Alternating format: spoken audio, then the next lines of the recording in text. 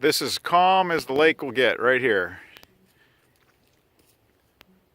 But the lakes haven't froze this year and they have been extremely angry. We always recommend put decorative stone around.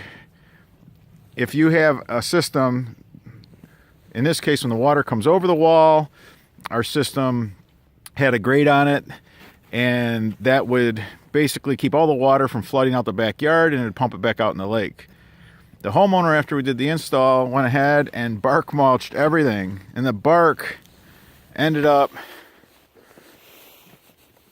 I mean, the entire discharge line is just solid with bark mulch.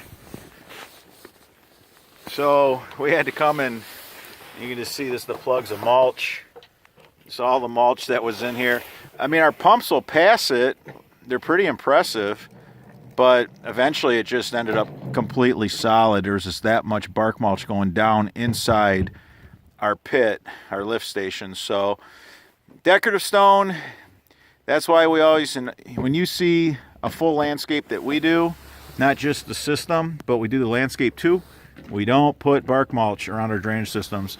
This is another reason why I always preach about when you can build without an inlet basin, you're better.